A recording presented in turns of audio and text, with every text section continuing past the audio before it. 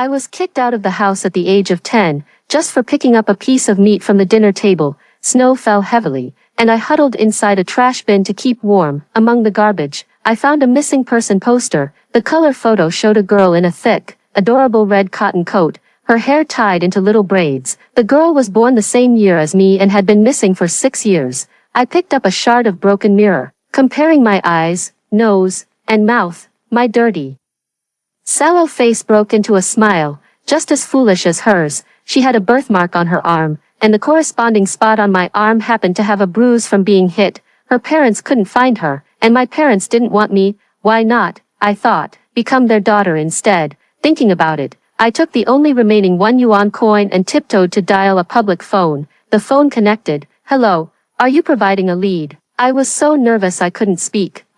It's okay, you can tell me. I'm listening. I'm Wen Ning. The man on the other end fell silent, as if he had immediately stood up, his voice soft like cotton. Where are you now? After giving the address, the call duration just ran out. So cold, so hungry. Will they believe me? I wore an old padded jacket with cotton fluff flying everywhere, my wrists and ankles exposed. After taking a few steps, my body stiffly knelt down on the ground. A pit was formed in the snow. What if they come? That person's voice was so gentle. They must really love their child. I scooped up some snow and rubbed it on my face to clean myself. Crouched under a cardboard box, I stared blankly into the distance. Soon, a car stopped nearby. A man and a woman stepped out, dressed stylishly, like people from TV. Ning Ning, the man called out. Did you hear that right? She said she's Wen Ning. Could it really be that our daughter is about to be found? The woman's voice choked with emotion. Her eyes filled with hope as she looked around. It's a child's voice. This time, maybe we really will find her. The man wiped at the corners of his eyes. He looked to be in his 30s, but his hair was already half white. They called out in the vicinity. I opened my mouth, too guilty to make a sound. Again and again, I tried, but no voice came out, until they returned to the car, disappointed, and the exhaust fumes rose. My face scrunched up, and I cried out, my voice hoarse. The sky gradually darkened when the little match girl passed away. She lit the matches and saw delicious food and bonfires, and she saw her beloved grandmother. I rummaged through the trash, without any matches, but found a lighter with a bit of oil left. I lit the pile of garbage. The snow was still falling, the fire burned weakly, and I tossed some flammable paper and plastic bags onto it, releasing thick black-green smoke. Why couldn't I see anything? She had her beloved grandmother to pick her up. But no one came for me. I sank dejectedly into the trash. The fire extinguished, and the remaining warmth slowly dissipating. Just sleep like this. When asleep, I won't feel cold anymore. Vaguely, I heard the sound of a car. I fell into a broad, warm embrace, and then into another fragrant one. So warm, I smiled with my eyes closed. Are these my parents from the afterlife? Take me with you. I woke up, the smell of alcohol, a white room, and 4 drip hung from my hand. I wore soft clothing. A rectangular object on the wall emitted warm air.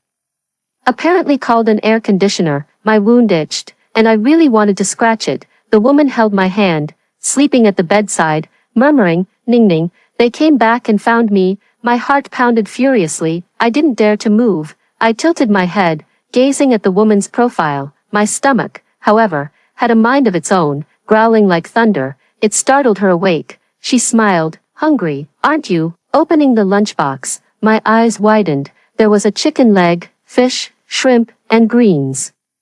And a fragrant bowl of rice porridge. The woman fed me herself, and I ate while swallowing my saliva, instinctively eating quickly. She patiently picked out the fish bones, feeding the meat to my mouth, and even peeled the shrimp for me. Unlike my parents, who would rush me, she didn't mind me eating like a ravenous wolf. She just reduced the amount of each bite, worried that I might choke. My nose tingled, and my heart felt warm. After finishing, I couldn't even recall what it tasted like. She took a tissue and wiped my mouth for me. I lowered my head and whispered, Thank you, Mom. The woman paused. Say it again. I mustered my courage and looked at her. Mom. She smiled, tears streaming down her face, and I raised my hand to wipe them away. The man walked in and saw this scene. The first time is awkward, but the second time is familiar. I immediately called out, Dad, I am Wen Ning. I am indeed Wen Ning. I repeated silently in my heart. The unwanted Wang Yinan died in a garbage dump. He gave an uneasy smile, ruffled my hair, and a look of heartache flickered in his eyes. He held a few sheets of paper filled with text. After my mother read them, her expression darkened, and her grip on my hand loosened. Dad said to Mom, "Let's talk outside. Baby, press this red button if you need anything." As their figures disappeared into the distance, I suddenly felt a deep fear. I pulled out the needle and followed them. What should we do with this child? She's so pitiful. She looks a lot like Ningning. Where is Ningning? And is she eating poorly and not wearing warm clothes? Mom started crying again, and Dad held her. He looked up and saw me not far away. I curled my toes, gathering my courage to step closer. "Mom and Dad, are you abandoning me too? I will be very obedient and won't cause you any trouble." I held back my tears and spoke cautiously. "I'm Wen Ning. I really will be very obedient." I forced a smile, imagining myself as the girl in the missing person notice, trying my best to smile warmly and sweetly. The cracked lips tore apart, and the sweet, metallic taste spread through my mouth. They froze. Mom came over, crouched down, and picked me up. "Ningning, we won't leave you behind." She looked at Dad, sobbing uncontrollably. "She is our daughter. I can't go on like this. She is a gift from heaven." Dad remained silent and said, "I'm sorry, Chow Chow. I need to go smoke a cigarette." I tugged at his sleeve. He looked at my hand, and the birthmark on my arm that resembled a crescent moon. His eyes reddened, and the muscles around his mouth trembled slightly. "Dad," I said.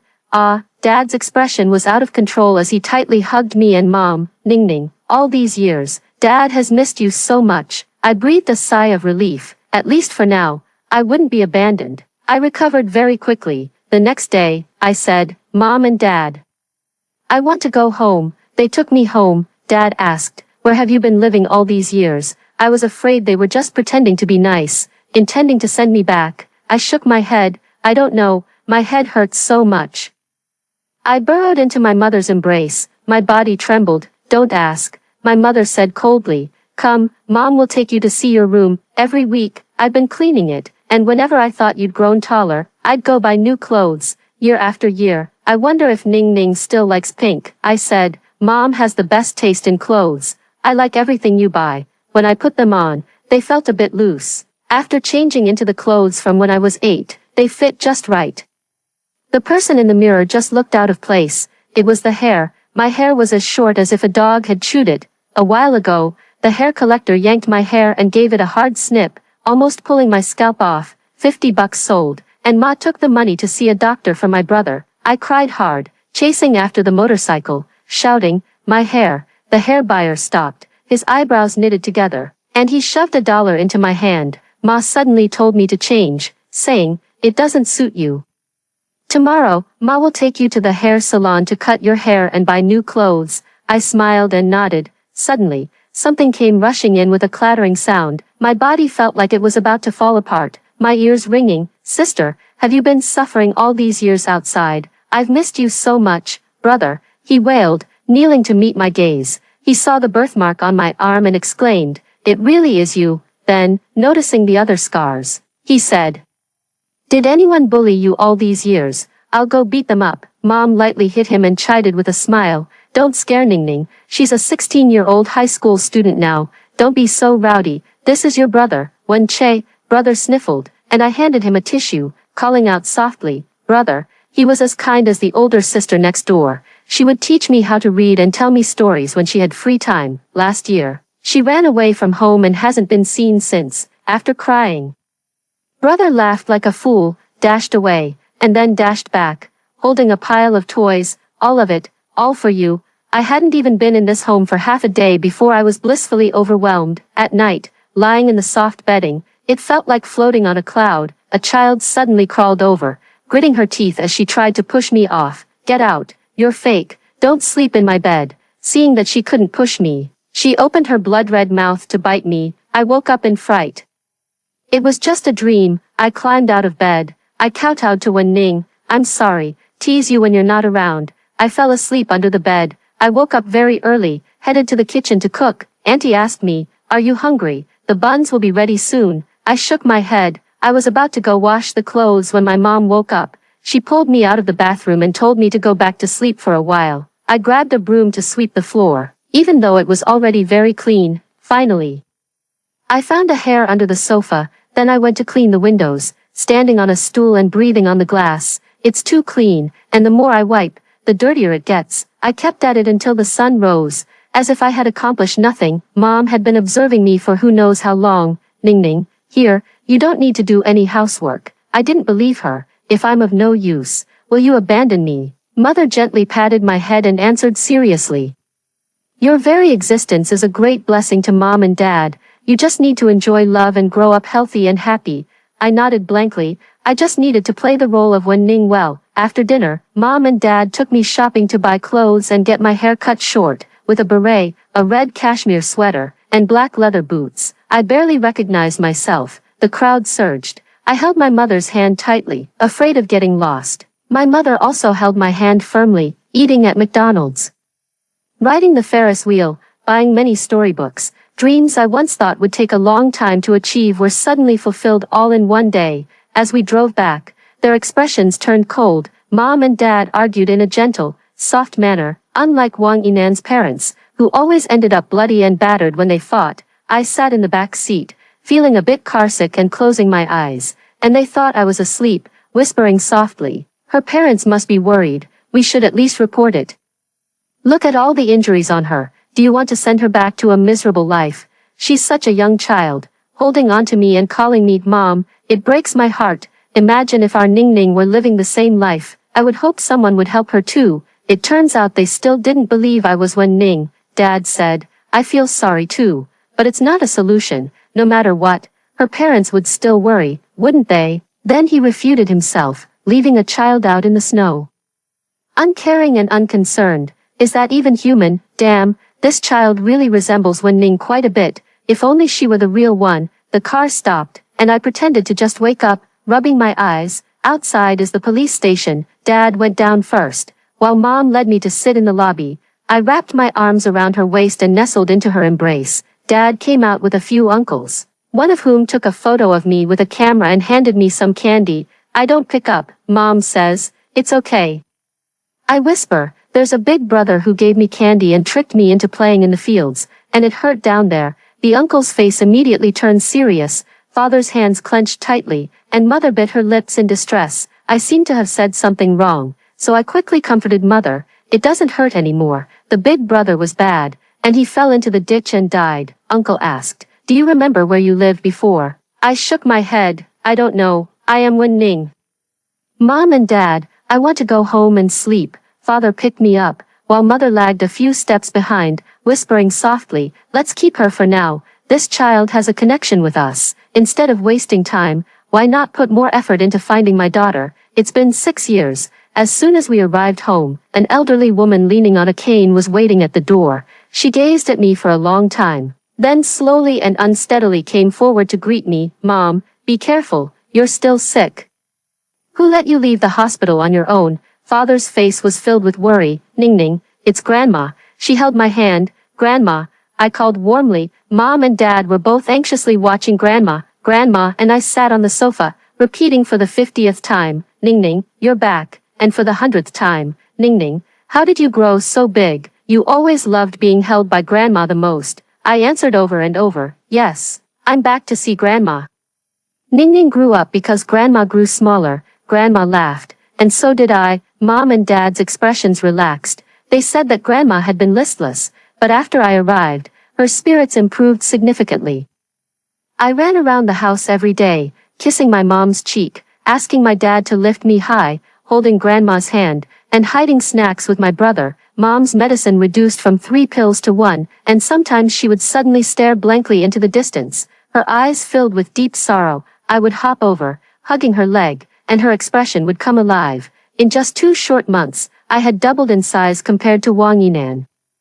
Brother secretly moved all his hidden snacks to a new hiding spot without telling me. Grandma would buy them for me. All I had to do was act cute, and she would call someone to deliver a whole sack of snacks. Mom and Dad were helpless. They tried to reason with Grandma, but she would forget about it in no time. When I emerged from the pile of snacks with a French fry in my mouth, Mom and Dad laughed until their sides hurt. Mom brushed my teeth every day, and I quickly learned to brush them well on my own, as well as to use dental floss. I also gradually learned to control my sweet tooth. Grandma was hospitalized in the spring, and as she held my hand, it slowly grew cold. Dad carried me out, his eyes bloodshot. He said, "Thank you." I realized that everyone who loved me would eventually disappear, and I burst into loud sobs. They said that Grandma had gone to heaven, and we would meet again someday. Good people go to heaven.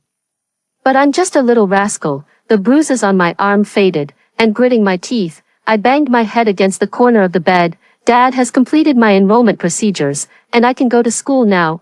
I touch my backpack, walking with my back straight. In the first grade, I am the oldest in age but the shortest in height. When someone bullies me, I fight back directly. I am Wen Ning. If Wen Ning gets bullied, Mom and Dad will feel heartbroken. I'm strong and full of clever tricks.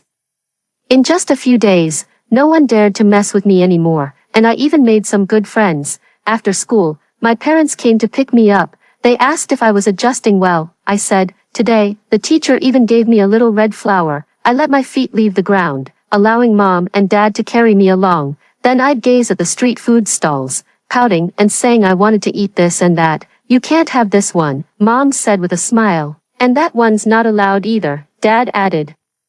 Today is Wen Ning's birthday, so I need to save room for cake and a big meal. Birthdays, such a rare thing. Suddenly, a familiar figure approached. The woman said, "That little wretch should be dead by now. What are you looking for? It saves us food anyway." The man said, "Women with long hair and short-sighted views. Wait a few more years, and I'll be able to earn a bride price." The woman scoffed. "It's all your fault. You got drunk and chased Inan out. She was crying outside.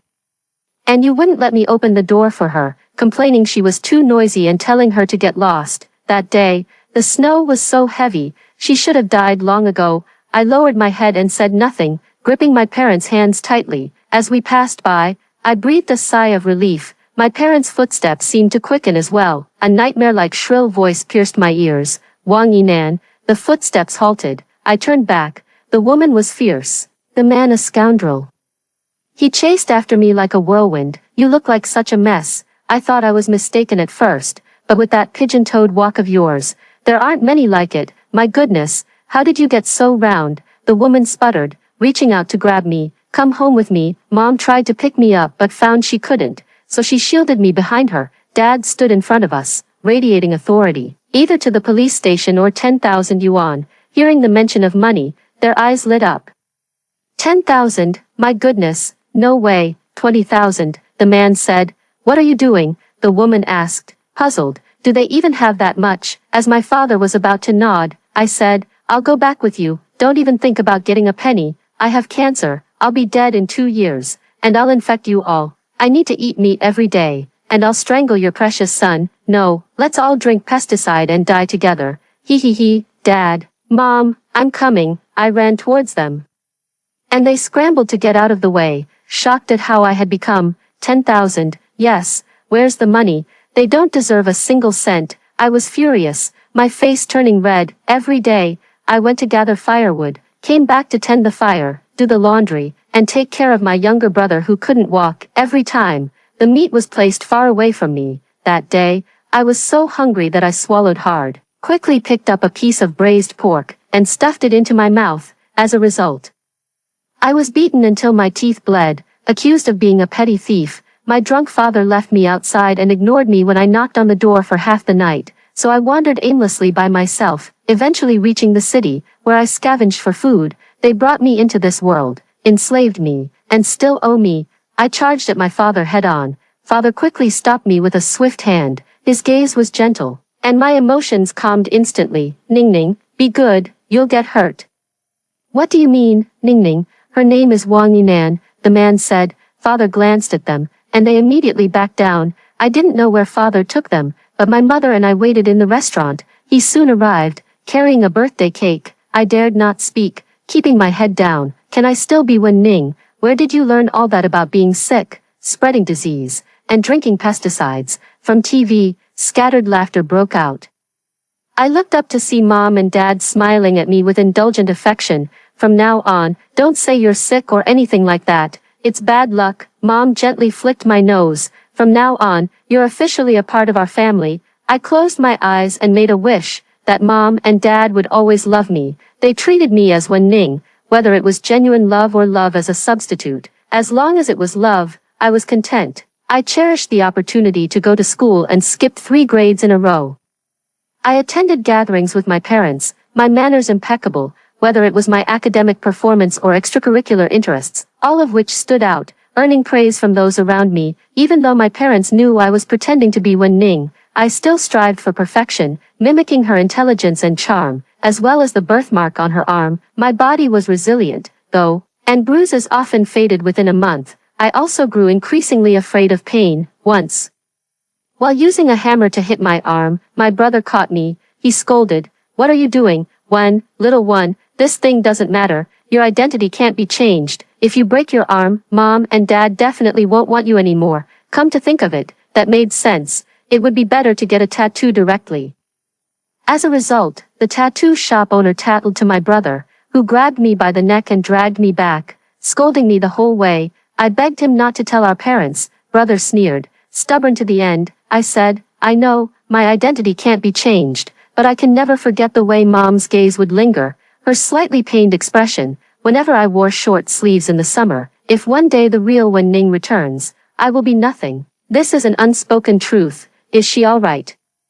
"Where could it be?" he said. "I have a solution." Under the setting sun, we sat on the rooftop, and he mixed the dyes to paint me. Brother is a top-tier, naturally gifted painter, and I can't mimic him. Every time, I would ask him to draw. It lasted until I turned 18. That year, I was admitted to Jing University, becoming the enviable child of others, intelligent, beautiful, and wealthy. Ningning takes after me. She's good at her studies and writes beautiful essays, like me. I have excellent athletic abilities, and I won first place in the free combat boxing competition. Mom and Dad were proud, yet suddenly fell into an eerily silent silence. I said, "Dad, Mom, I'm going on a trip with my classmates. Is it safe?" I said, "Don't worry, there are 3 boys and 5 girls. They're all good friends." I cooed. I call Mother every day. I matured early in mind, handled affairs with stability, and even knew martial arts, which gave my parents enough sense of security. With reluctance, they agreed. Packing my bags, I left home for the first time, taking the train with friends to the southern city. The village had its unique charm, but they were uninterested. Having grown up in the countryside as a child, I wanted to explore more, so we parted ways here. In broad daylight, I wandered around, camera in hand, capturing the mountains and rivers. There's no signal here at all. As I prepared to leave, there seemed to be some movement nearby.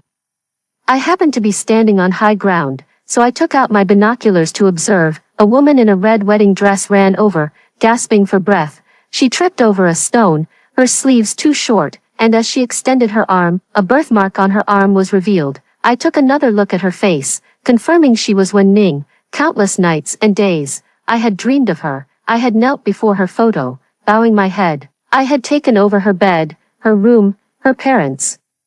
There were more than a dozen people chasing her, and motorcycles were leading the way. In 5 minutes, she would be caught and taken back. At this moment, I could turn around and leave, continuing to live as Wen Ning, but damn it, my feet were rooted to the spot. My mind raced. I took out 200 yuan bills from my wallet, and the wind carried them far away, causing a commotion. I slid down the slope and helped her up. "Do you remember things from when we were kids?" She muttered despairingly to herself. "They're catching up. It's over. Everything is over. Take off your clothes. I'll take your place." She looked completely confused. "Idiot, just do what I say." I started undressing, and her face turned red. She began to undress, revealing bruises and marks all over her body, the appearance of underdeveloped physique. I crouched down and tied her shoelaces for her. I handed her the phone. "There's no signal here. Call Dad as soon as you leave the village." She shook her head. "What about you?"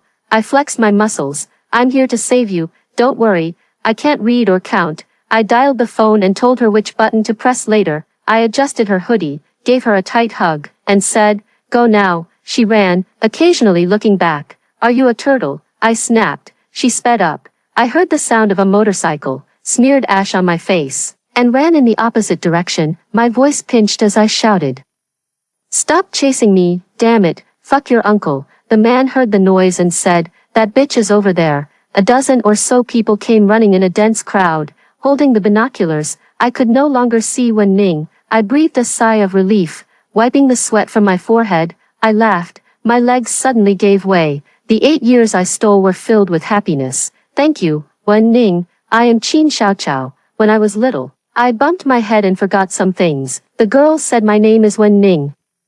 This name sounds so familiar. Is it really my name? She also said that mom and dad have been waiting for me. Who is she? Is she a goddess come to save me? Bitch, you restless thing, run away, run away. Sticks rained down like hail, and I covered my head, rolling on the ground. They dragged me back, locked me in a room. There was a window, and from time to time, someone would peek inside. By listening to the conversations, I understood the general situation. Women were scarce here, and most of them had been trafficked. In this household where I was held, the youngest son was mentally disabled. His parents had long made plans to find him a child bride, and they had abducted Wen Ning. A daughter is a profitable business. At 6 or 7, she can start working. After her first menstruation, she can be sold, and through marriage, she can bring in a bride price. Originally, they planned to wait for Wen Ning to grow up and marry her to their fool son, choosing an auspicious day for them to share a room, but their fool son absolutely refused, insisting that she was his sister. The couple tried every method they could think of, but their fool son wouldn't touch Wen Ning at all. His father was desperate and wanted to sell Wen Ning for a good price, planning to buy a new daughter-in-law for his simple-minded son. He gathered the men of the village to auction off Wen Ning's first time, 10,000 yuan. In 2008, 10,000 yuan was a lot of money. It was the foolish son who let her escape. I feel like vomiting. The filthy surroundings brought back memories of 8 years ago, with the food tasting like pig slop. My ribs hurt. The man outside the window was already discussing the second and third candidates. The first man, who looked fierce and menacing, had brought the money, and my foolish father was counting it one by one. I was terrified. I even began to regret it. Wen Ning, you must run away, or I won't let you off. The simple-minded mother came in to make the bed. I pretended to be obedient. I was wrong. Mother, I'm hungry. Can you ask my brother to bring me some food? I'll serve that man well later. I collapsed to the ground, pretending to have no strength at all. If you had been this obedient from the start, would you have had to endure so many beatings? The woman said, Brother, I want to eat steamed buns. I said, knowing the fool could hear me, he happily brought in the steamed buns, and I ate directly from his hand. After finishing, I pointed the sharpened branch at his neck and pulled him to his feet. If you dare come near, I'll stab it in. The carotid artery will kill you in seconds. The fool tried to struggle. I whispered in his ear, Brother, please, I don't want to die here.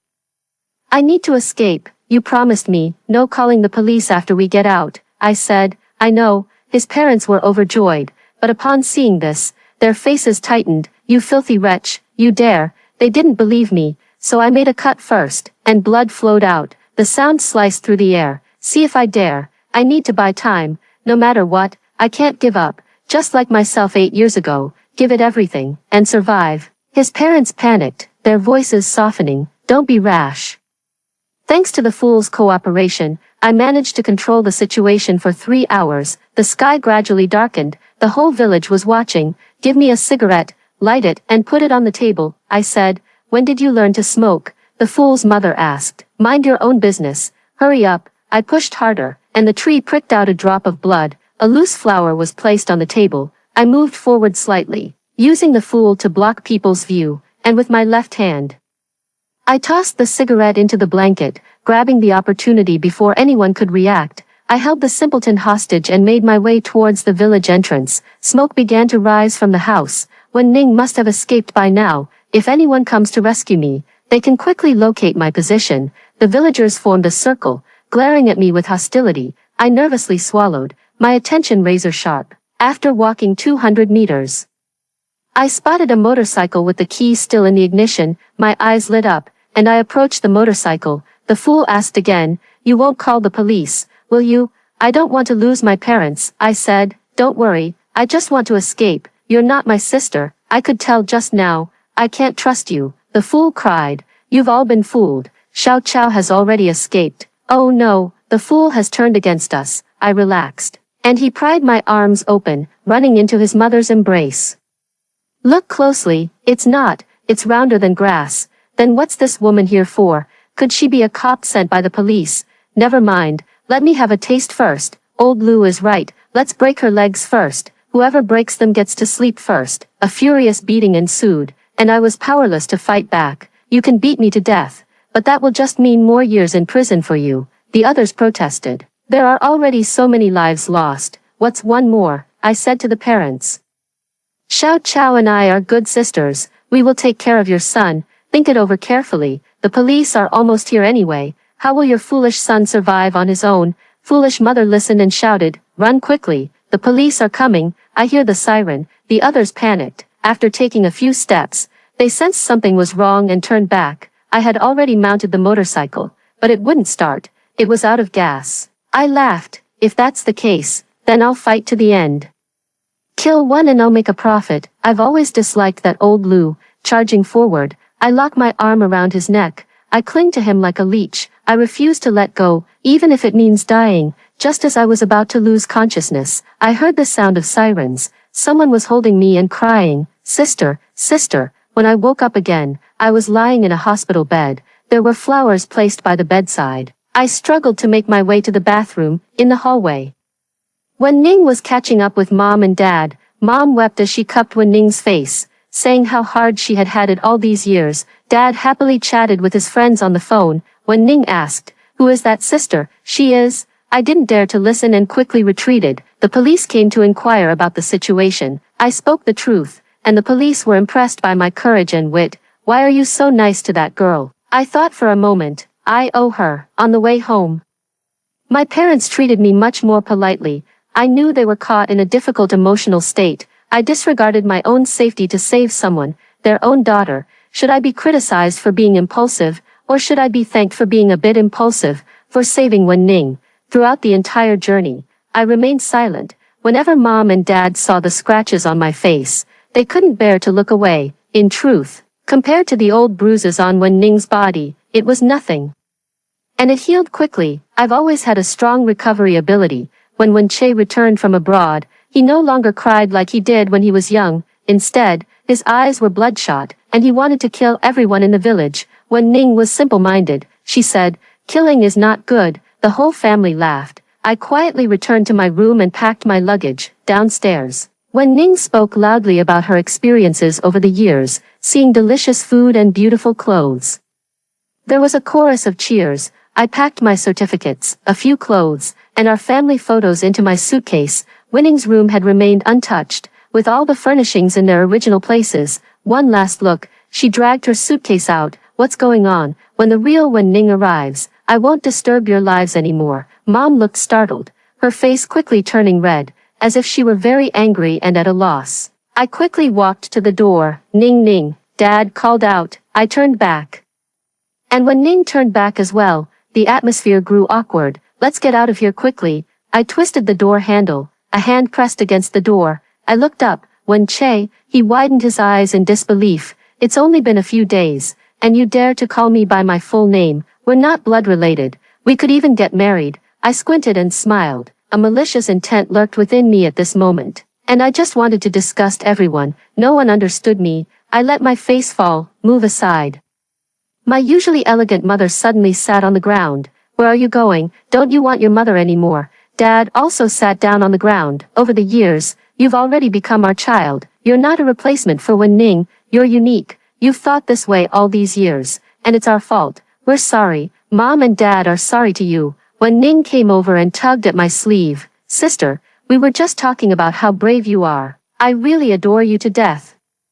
If my arrival has made you unhappy, take me with you too. How can there be such a silly person? Wen Che's ears were crimson, almost bleeding. With a look of heroic sacrifice, he said, as long as you don't leave, that's fine. Once we're married, we'll be a family. Mom and Dad were speechless. Wen Ning, sister, marry me instead. Me, what do you do when you want to cry and laugh at the same time? It feels so good to be wanted. I'm already a respectable adult. I coughed once, sighed helplessly, and said, look at you all, I'm not leaving forever. I'm a volunteer, going to school early to report. Mom, Dad, brother, sister, love you all. See you during the holidays. A lot of money was transferred into my bank account. I can't give all my love to Wen Ning here. She needs a sense of security and enough care right now. I changed my name to Wen Shuesheng. On Sunday, I returned home, when Ning came rushing over, calling me sister repeatedly, a little tag-along. This year, Mom and Dad established branch companies in several provinces and took us to media events, introducing us. This is our eldest daughter, Wen Shuesheng, and this is our younger daughter, Wen Ning. Wen Ning had never been to school, her mind empty. She trembled nervously in front of the media, too afraid to look at the camera. I gripped her hand tightly. My sister has a cold and a sore throat, so please direct your questions to me. She looked at me with admiration. I turned her head toward the camera. Look at the lens. I became famous. My biological parents came looking for me, seeking to claim me as their own. They collaborated with unscrupulous reporters, spreading lies that I had been abducted and was now greedy for the wealth of my captors, leaving my real parents homeless on the streets. I was preparing for a press conference when my father said, "Leave it to me. I don't want you to relive the pain of your childhood again." He patted my head and said, "You always think too clearly about everything, solving many problems and worries on your own. Over the years, have you ever considered us as your real parents? Remember, your mother and I are always here for you to rely on." Dad, a surge of grievance welled up inside me, and I cried in his arms for a long time. My biological parents never bothered me again. This week, I went home and brought gifts for Wen Ning, Tada, Chinese textbooks, math textbooks, English textbooks, and 7 carefully selected private tutors. Wen Ning's face fell, and she began to dislike me. He. Wen Che kept introducing me to rich and handsome men every few days.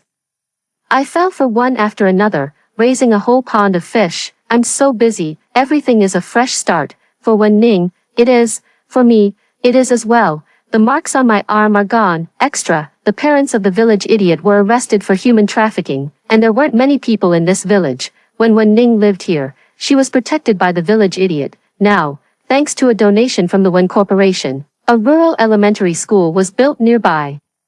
He is in charge of watching the clock and ringing the bell when it's time. The fool often sat at the school gate, basking in the sun. Occasionally, he would gaze into the distance and smile foolishly. His hands formed the shape of wings. Sister, fly high and far away. After hearing the first story above, what are your thoughts? Feel free to share your opinions in the comments section. Next, there is another similar story. Let's continue to see. After being brought back from the mountains by the Song family, Mom and Dad gave me the old clothes of Song Qingxue. I happily exclaimed, "These clothes are so beautiful, I really love them." "Thank you, Mom and Dad." My older brother tossed me the keychain that came with the bag he bought for Song Qingxue. I sincerely said, "This is my first time having a pendant. I'm so happy." "Thank you, big brother." Second brother and Song Qingxue took me out to eat, ordering all of Song Qingxue's favorites. I'm not picky with food, so I praised, "It's so delicious, so blissful." "Thank you, second brother." Song Qingxue's unwanted fiancé was shoved onto me. I exclaimed, "What? They even assign partners. When's the wedding? I'll take leave to attend." My brothers said I was impervious to persuasion and had cunning tactics, plotting to drive me away. The fake heiress advised, "Let's not. I'm afraid she'll thank us and then leave right away." Shoo. "These are the clothes Qingxue gave you. Your figures are similar, so you can wear her old clothes for now. We'll take you shopping for new ones in a few days." As soon as I followed the butler back to the Song family home, my parents handed me a pile of clothes. The butler, seeing this, hesitated, wanting to speak but stopping himself. My parents looked at me with disdain in their eyes. I smiled gratefully and said, "All these beautiful clothes are for me." I acted as if I hadn't heard that these clothes belonged to Song Qingxue. I picked them up one by one, comparing them. My eyes sparkled with delight. I also asked the butler, "Uncle Zhang, which one do you think looks better? I want to wear it to take a photo with my new parents later. I need to tell them how well my new parents treat me. These new clothes are something I've never had before." "Thank you, Mom and Dad. I really love these clothes. And also thank you, Qingxue, she's so nice." And what people in the village said is true. Rich young ladies really do love to share. Meeting you all is my good fortune. Dad looked at me with a scrutinizing gaze. Mom's smile froze. Only Uncle Zhang gave me friendly advice with a warm smile. Finally, dressed in my new clothes, I posed for a photo with my new parents. With Uncle Zhang behind the camera, my new parents' smiles were stiff throughout, while mine was radiant. "Thank you, Mom and Dad, you're too kind to me, actually. I'm tough as nails, you don't need to go out of your way to entertain me." After saying that, I huffed and puffed as I carried the clothes to the servants' room they had cleared out for me. As for my parents not sending anyone to help me the entire time, I didn't care at all. Uncle Zhang had originally wanted to help me move. I refused, citing his bad back. Uncle Zhang was getting on in years, and his back really wasn't good. I went to our village to pick me up, and I almost didn't make it back. I inquired about the school situation. Dad said my school records had already been transferred to Jean City, and I could start school tomorrow. I was overjoyed, and in my excitement, I asked Uncle Zhang to guide me. I boiled a pot of foot-soaking water on the high-end stove at the Song family's residence. When the two basins were placed in front of my parents, they were dumbfounded. What is this for? Mom seemed not to understand. Dad also remained silent, his lips pressed together.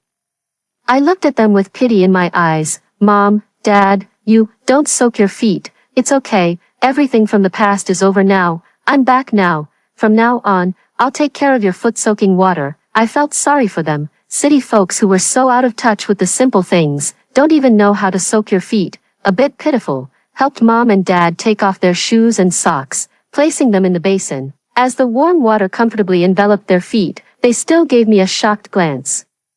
I even massaged their feet, and let me tell you, their feet were really soft, without a single callus. Unlike my foster parents' rough feet, no matter how much they soaked, they never softened. Shoo shoo, what are these things? They smell strange. Mom definitely hasn't experienced a medicinal bath before, especially not one as authentic as this. I patiently explained. Mom and Dad, don't worry, these are medicinal herbs from our mountain.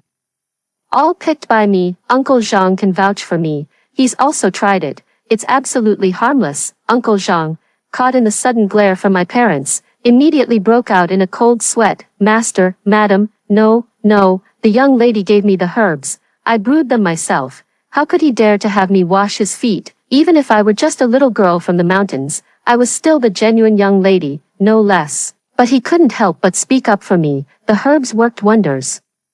My old cold legs feel much better after soaking. Of course, my parents didn't believe it. I massaged them while explaining, this is the location of the kidneys, this is the location of the stomach, this is, wherever I press and they frown, I press harder, both of them grimace in pain. Finally, they both say they're tired and need to rest. I obediently said goodnight and lay down on the soft bed, sending a message to my foster parents. Everything is going smoothly, don't worry, rest assured. I will definitely get into a 985 or 211 university, and then I'll make sure the village head takes care of you in your old age. Mom and Dad sent me a bag and gave me a red envelope. I didn't accept it. Back at the Song family, money was the least of our worries. I need to save up well to support my foster parents in their old age. Mom and Dad called Uncle Zhang into the room to interrogate him. What's wrong with this child? When we tested her, was she really clueless, or was she pretending? You were the one who went to get her, so what do you say? Uncle Zhang knew me too well. He had gone through a lot of trouble to bring me back. He had originally planned to take me away without anyone noticing. As a result, I screamed about being kidnapped, and the villagers surrounded me, giving me a brutal beating. In the end, he had no choice but to spill the beans, presenting numerous proofs. In our little mountain valley, there were plenty of pheasants, but no phoenixes. Suddenly, a real phoenix emerged from the mountains, looking like a mere pheasant. Everyone was stunned. Only I, the person in question, refused to believe it and decisively rejected the idea of returning to my ancestral home. Uncle Zhang had come with orders. He had to bring me back. Otherwise, he would lose his job. He would drink with the village head every day, currying favor with the village cadres. They were practically like sworn brothers. Uncle Zhang would come to our house every day with the village head to do ideological work. No matter how extravagantly they praised the Song family, it was all in vain. I initially avoided them, and later, when I did meet them, it was as if I hadn't met them at all. In the end, it was the Jinsher household registration that made the difference. Uncle Zhang naturally had no idea how I was doing in my studies. But every time he came, I was always busy doing my homework. In the Song family, no one cares about household registration. If you want to attend a certain university, just donate a building. If that doesn't work, go abroad to gain some prestige, and come back with everything you need. But it was this household registration that won over my foster parents. They secretly urged me to come back with them, but they never asked their own child. Because Uncle Zhang came back alone, it made them realize that Song Qingxue would never acknowledge them, so they carefully planned for me. Although Song Jiegu is not poor, the exams are too difficult. To get ahead, they had to send me out, increasing the chances. I didn't want to agree at first because my studies were decent. The village chief waved his hand and said that as long as I could get into a 985 or 211 university, the whole village would take care of my parents in their old age. This temptation was still too great. But Uncle Zhang didn't know. He spoke many kind words on my behalf. Master, madam. The young lady has suffered greatly. You haven't seen the environment she lives in. It's truly impoverished, truly difficult. She reads while tending sheep and even knows how to care for others, but her mind is too simple. Sometimes she doesn't understand what people say. Uncle Zhang's words were heartfelt and sincere. Mom and Dad fell silent. Finally, my mother said, "Let's observe her for a few more days. Tomorrow, tell Qingxue to look after Shu Shu at school." She still couldn't harden her heart. Uncle Zhang inwardly scoffed. Song Qingxue taking care of Shu Shu, she wouldn't lead the bullying would be good enough. But Uncle Zhang was wrong. The next morning, I saw the pride of the heavens, Song Qingxue, and her two brothers, eldest brother Song Jing, second brother Song Fei. They looked at me with hostility. Song Jing started off with, "Fang Shu Shu, get a grip on your identity. Don't even think about competing with Qingxue." I looked puzzled. "Sir, I think you've got it wrong. I wouldn't compete with Qingxue. She's so kind and even gave me so many clothes. I like her so much. I can't thank her enough. Mom and Dad said I can treat her like a real sister. Is that not allowed?" After speaking, I looked at the three of them with a hint of sadness. Song Qingxue tugged at Song Jing directly, her voice tinged with displeasure. "Brother, what are you doing? You don't need to meddle in my affairs. I'm a grown woman now. I can handle it myself." Then she looked at me, studying the clothes I was wearing for a moment before frowning. "What era are these clothes from? I'll get you a few new ones. Don't go out there and make people think the Song family is mistreating you." Song Qingxue's clothes were all limited edition, meaning the quantity and styles were fixed. Wearing her clothes out would make it easy for people to notice. She couldn't afford to lose face like that. Song Fei immediately praised. "Qingxue is still kind-hearted. Unlike some people, who just came back and already managed to win over Mom and Dad, getting them to speak up for her. Looks dumb, but is actually quite wicked inside." I blinked, choosing not to respond. I always felt Song Fei's words were a bit off, but as long as I didn't engage, it couldn't be considered directed at me. Song Fei is speechless. He must hate me even more now. I hate him too. What is a man blabbering on about? Hesitating and dragging it out, Mom and Dad finally came downstairs. The couple looked radiant. Song Jing and Song Fei glanced over, their brows furrowing in displeasure at their parents. They had clearly instructed them to give me a proper welcome. Did they both soften towards me? Song Qingxue ran over with a smile and took her mother's arm. "Mom, you look great today. Did you go for a facial yesterday?" Her mother touched her face and glanced at me with quite a gratified look. "It's all Shushu's credit. She washed my feet and your dad's yesterday." A sentence left all three of them in silence. They didn't even wash their own feet, let alone their parents'. They felt they had met a formidable opponent. I, however, acted as if I hadn't noticed, smiling and saying, "Breakfast is ready, come and eat." Aunt couldn't help but praise me. "Master, madam, look, all these breakfast dishes were helped by Miss Shu Shu." Song Jing couldn't help but retort, "Is there no cook in the house? Does she, an outsider, need to meddle in other people's business?" I said weakly, "If you don't want to eat, don't eat." I did this to thank Mom and Dad for arranging my school registration. Although the tone was weak, the meaning was clear. "You're just an afterthought." Song Jing's fists clenched. He retorted stubbornly, "Who cares?" Meanwhile, Song Fei and Song Qingxue sat down together, both already digging in. "You two aren't allowed to eat either. Come out with me, I'll treat you to breakfast." Song Fei finished chewing the food in her mouth and laughed. "We don't need to go out and waste money. Let's just make do with this." Song Qingxue nodded vigorously, and then the two of them continued chewing together. Song Jing was speechless. Two corners betrayed the golden triangle. Leaving him as a lone corner, I pulled out a chair and looked at Song Jing. Why don't you have a bite too?" Song Jing sat down with a cold expression. "If it's not good, you're dead." I was speechless. Why so much nonsense? Like divine gold. Do I even know if my craftsmanship is good? Indeed, Song Jing's expression was cold, chewing away. "Just play dead then." Mom and Dad looked at us with loving smiles on their faces. When we had eaten almost enough, Mom turned to Song Qingxue and said, "Qingxue, Take good care of Shu Shu. Song Qingxue opened her mouth, and the bun she was holding with her chopsticks fell onto the plate with a plop. It's settled then. Shu Shu, make sure to stick close to your big sister. I smiled at Song Qingxue and said, Sister. Song Qingxue shuddered. On the way, Song Qingxue sternly declared, You are not allowed to say you're my sister. I obediently replied, Okay, sister, you're not allowed to call me sister. I wasn't even born a few hours before you. I nodded again. All right, Qingxue, don't call me Qingxue. Only my family is allowed to call me that. I sighed and asked sincerely, Then should I call you classmate Song? How does that sound to you? Song Qingxue said stiffly, That's it, don't tell anyone you know me. Perfect, but there's no such thing as an airtight wall in the world. The male classmate behind me somehow got wind of the news that I was the real daughter, began to target me. Hey, you're that wild chicken from the backwoods. Aren't you? I turned my head to glance at him, coldly saying, What kind of trash are you? Everyone around held their breath. Sneaking glances in this direction, the man jumped up with a howl, shouting at me, Who do you think you are? How dare you challenge me, this classmate? Everyone is in school. Could you please not disturb the others? I'll disturb them if I want to. What are you going to do about it? Chen Shu, what are you doing? Sit down. Class has started. Today we have an exam.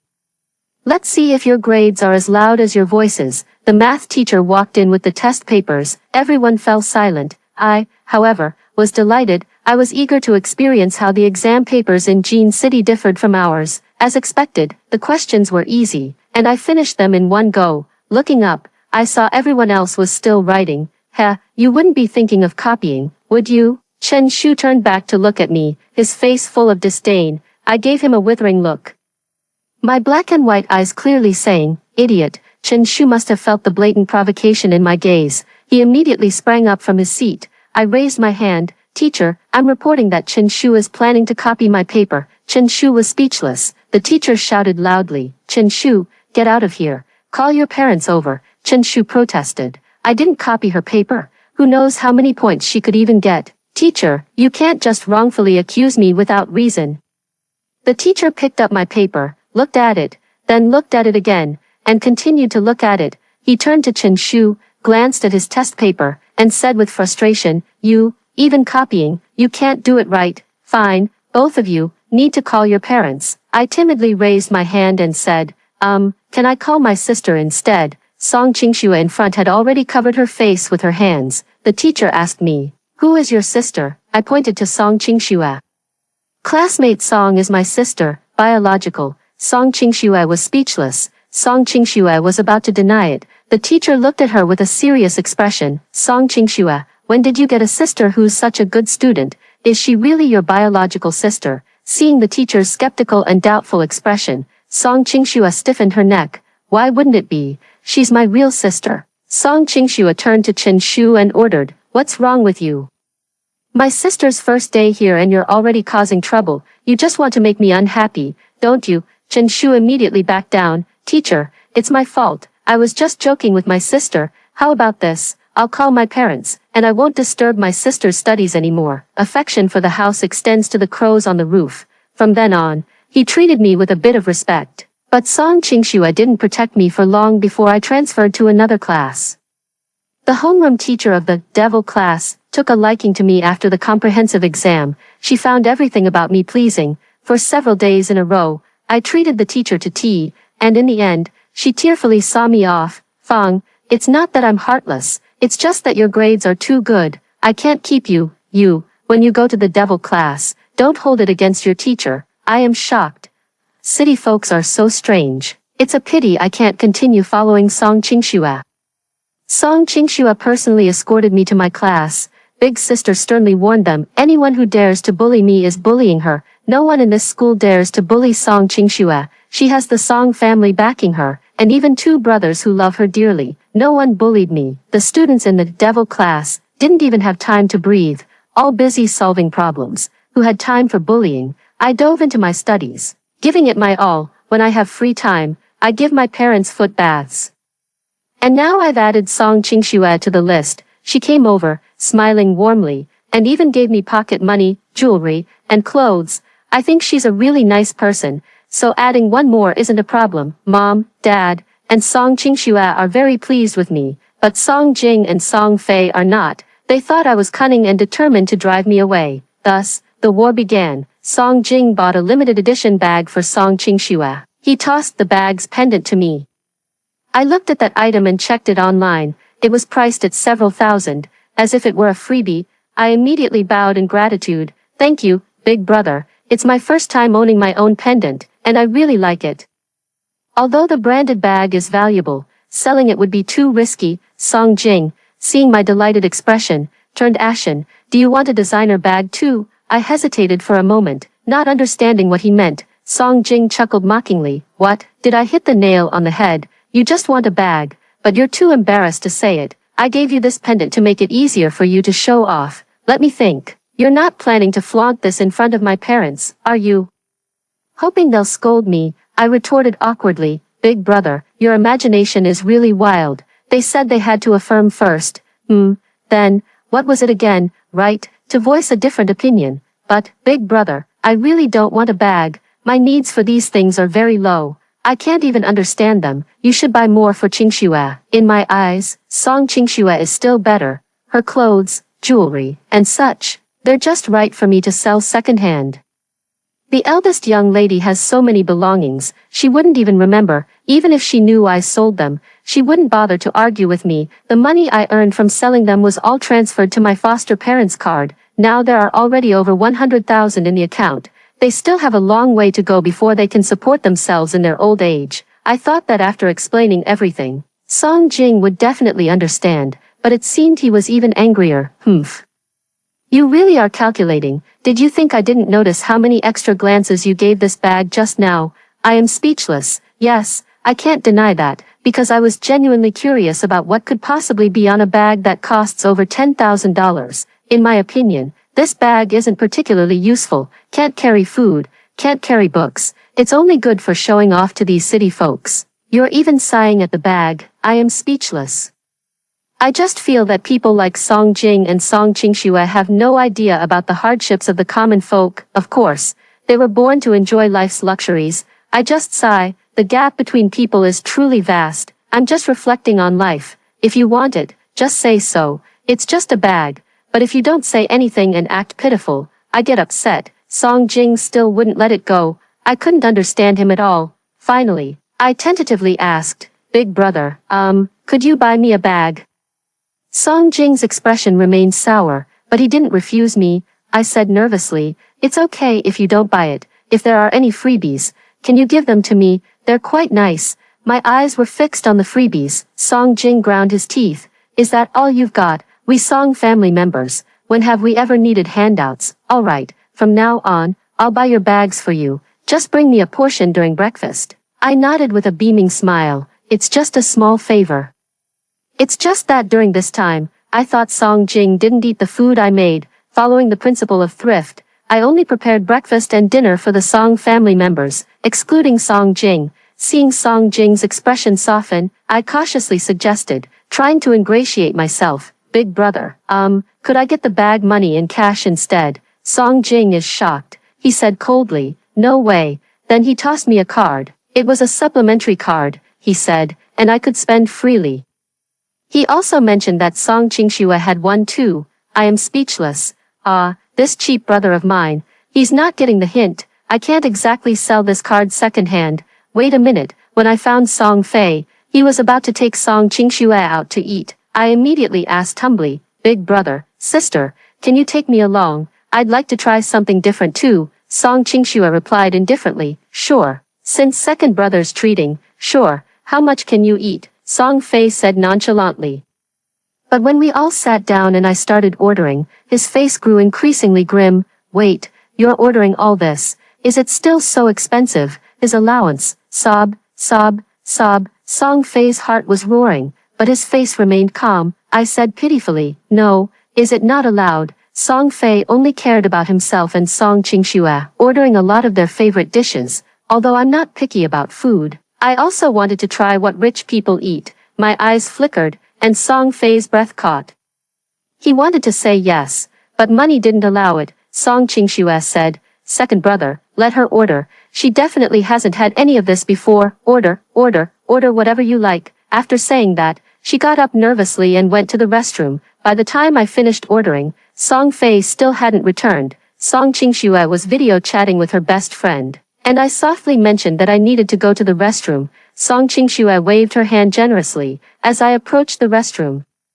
I heard Song Fei's voice on the phone. You can't even borrow 20,000. You made more than that in a single night when you were serving drinks. 10,000. Are you still my brother or not? 5,000. That's the lowest I can go. After hanging up, he cursed. Damn it, all of you act high and mighty in peacetime, but when it matters, you're even poorer than me. After grumbling and finishing his business in the restroom, he came out and was immediately stunned when he saw me. What a coincidence. Here to use the restroom. Should I keep watch for you? Seeing Song Fei, I thought of the husky at my foster parents' house. Both majestic and cowardly, the confusion and displeasure were written all over their faces. I took out the black card supplementary card from my pocket and handed it to Song Fei. When he saw the card, his eyes widened more and more. This is from Big Brother. Are you showing off to me? Do you think you're so great just because I don't have it? Song Fei was furious. I am speechless. Second brother, it's not about showing off. It's just that I don't know how to use this card. How about this? You give me the 50,000, and this card is yours. Song Fei was shocked. I could see the shock and question marks on the young master's face. A meal, eaten with deep brotherly and sisterly affection. Song Qingxue looked completely baffled by the two of us. Song Fei waved his hand. You don't need to understand. Good siblings. It's all in the card. No, in the heart. I nodded. 50,000 has already been transferred to the card. Today's harvest is quite good. I'll check the second-hand market again when I get back. I value my reputation the most. I absolutely cannot keep my client waiting. After the college entrance exam, Song Qingxue, as expected, was set to go abroad. As for me, I was admitted to the best university in the country. The whole family was overjoyed. That's a 985 university. I was overjoyed and immediately took a photo to send to the village chief. In no time, the village chief sent a video. In the video, water splashed on the streets, yellow soil spread on the paths, firecrackers greeted the door, and plaques were delivered. The genealogy was unfolded, a single page laid out, but I knew this was only my first step. After getting into university, where would my future lead? I must plan carefully. So, at the graduation banquet, I saved all the red envelopes I received, but it still wasn't enough. Everything my parents gave me, I sold. What my older brothers gave me, I sell. What Song Qingxue gave me, I can't sell. If she notices that the items she gave me are missing, she will check regularly. Oh. The fake heiress is indeed full of tricks. After 4 years of university, I graduated with the best transcript. Instead of pursuing postgraduate studies, I started working. I joined the Song family's company. Then, Song Qingxue also returned from abroad. We had all reached the age of marriage. Mom and Dad gave Song Qingxue's fiancé to me. I was worried about not finding a way, and excitedly said, "Why are they even assigning partners? This is too good to be true," Song Qingxue said. "Guyu is so busy with work, and he's really hard to get along with. Otherwise, she wouldn't have asked our parents to bring me back." I nodded, my mind already calculating the situation clearly. Business is different from marriage. I will handle it properly. Big Brother warned me not to play any tricks. He said the engagement between the Gu and Song families must absolutely not have any issues. Mom and Dad also said that Gu Yonyan is an outstanding man, more than enough for me. So I went to meet Gu Yonyan. Meeting him in person, I realized I had seen him before. "Why is it you? We meet again." I nodded, my flawless makeup intact. Feeling Gu Yonyan's intense gaze, I spoke calmly and composed. Regarding the joint development of the resort between the Song and Gu families, I wonder how Mr. Gu has considered it. Gu Yonyan was indeed full of demands. He said, "We're discussing personal matters now, not business." I was exhausted after a long day. And looking at the delicious food in front of me, I felt a bit hungry.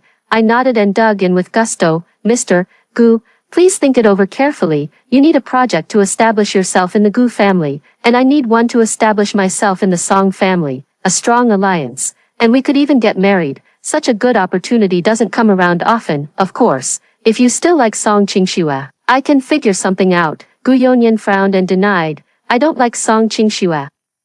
I got excited and asked, "Then what are you hesitating about? Cooperation is possible. But first, marriage." I fell silent for a few seconds. Gu Yonyan pushed up his gold-rimmed glasses with a hand.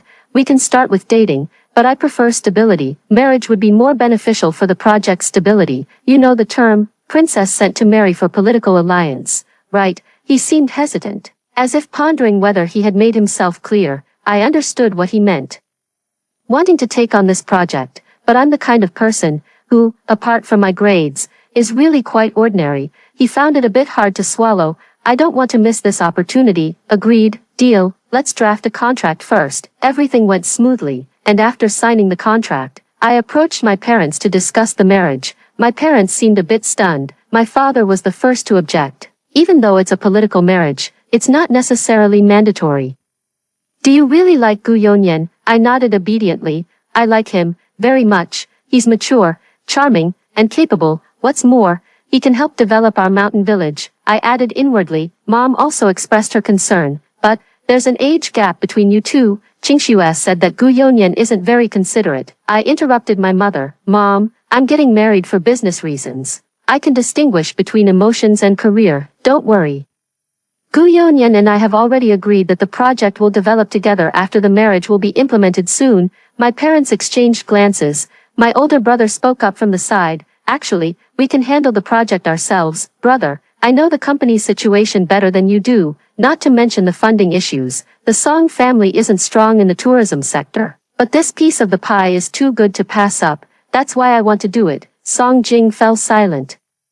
Song Fei spoke up. But have you thought about how you'll live in the future if you have no feelings for each other? I laughed out loud. I always knew my second brother was foolish, but I didn't expect him to be so naive. Children born into wealthy families don't talk about love and affection. Fortunately, I still have family bonds with him. Second brother, I know who you like. Go propose to her. I support you. Song Fei blushed and remained silent. Song Qingxue couldn't help but say, if it really doesn't work out, I'll just marry Gu Yonyan. At least I can endure it, and I'm smart. But shoo, you're just too naive. I'm afraid Gu Yonyan might sell you off. Song Qingxue was unaware of my intelligence, and she was equally unaware of Gu Yonyan's intelligence. All she knew was her own intelligence. Let's just assume she was intelligent. So Gu Yonyan and I started our act again. I made my parents and siblings believe that we were truly in love. By the end, even Gu Yonyan was starting to doubt. When we looked at wedding dresses and chose rings,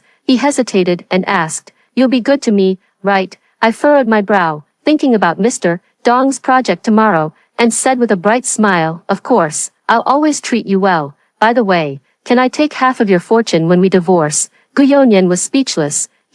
Go ahead and try getting a divorce. On our wedding day, Gu Yonyan placed the ring on my finger. I looked at the ring. Calculating, I wonder if anyone would want a second-hand one. I couldn't help but ask him, do you have someone you love but can't have, or maybe a little childhood sweetheart who loves you?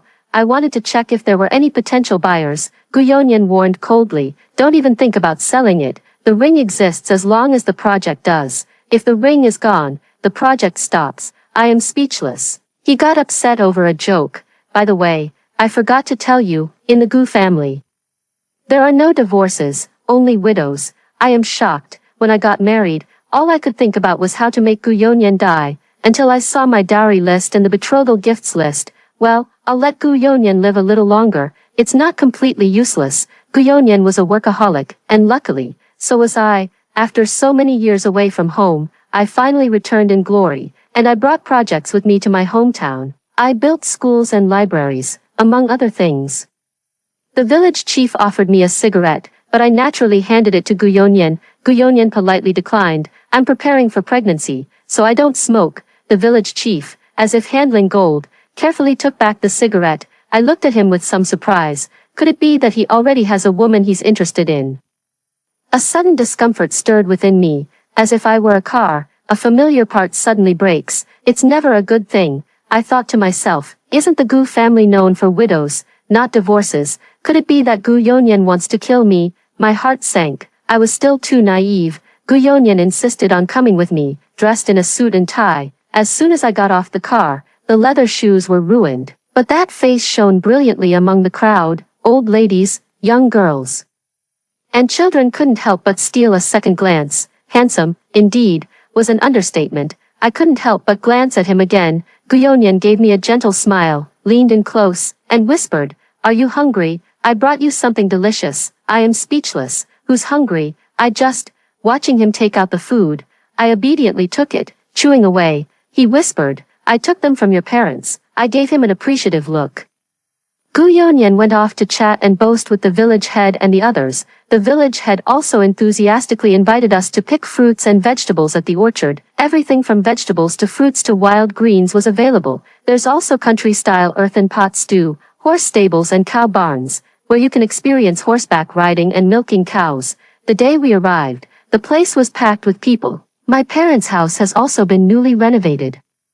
The ancestral hall was even more splendidly adorned in gold and jade. The page of our family genealogy was placed prominently in the main hall. In the village, both adults and children greeted my parents whenever they saw them. Guyonyan whispered to me, "How much exactly did you donate to this place?" I whispered, "All of it." "What's money?" "Seeing the village thriving. This is all I have."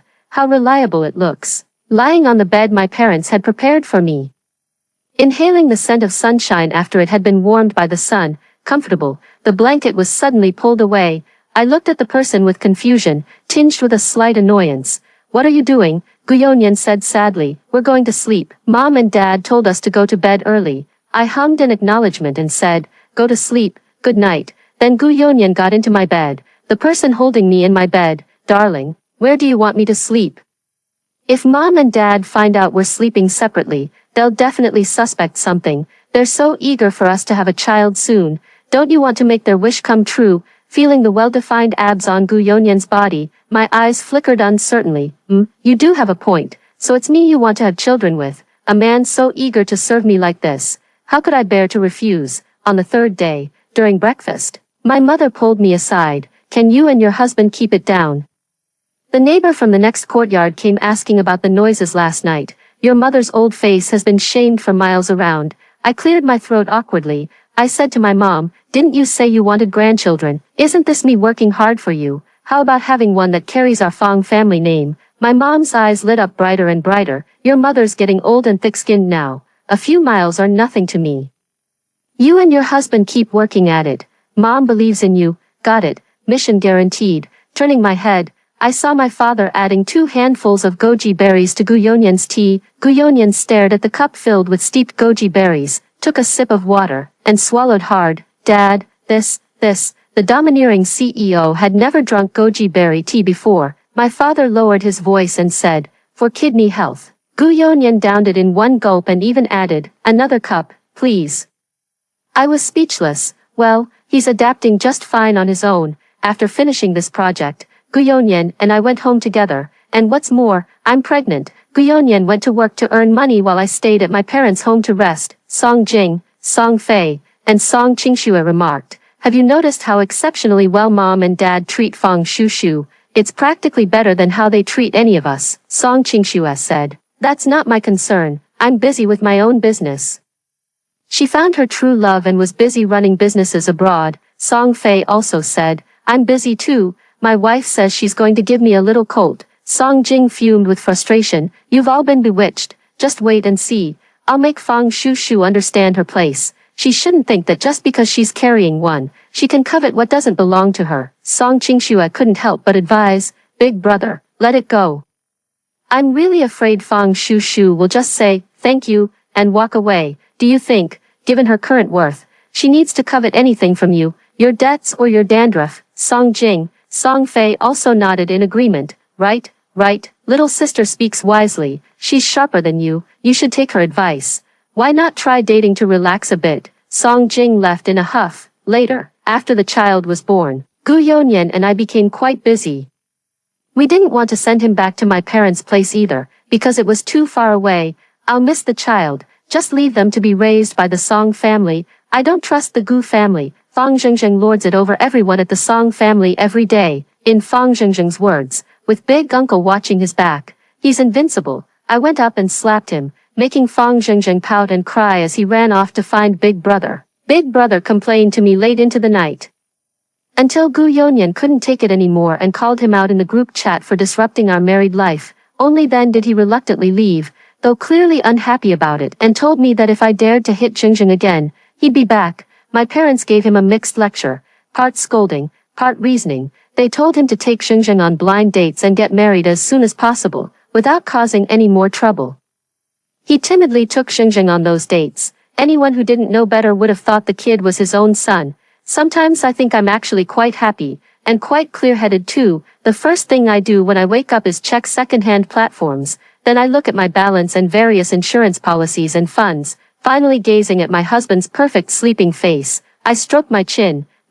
Maybe I should get insurance for my husband's face. After some thought, I opened the novel platform. Let's update a chapter today about the daily life of the real heiress in a wealthy family. After hearing the 2 stories above, what are your thoughts? Feel free to share your opinions in the comments section. Looking forward to hearing from you. If you liked this story, don't forget to like it, share it, and subscribe to my channel. See you next time.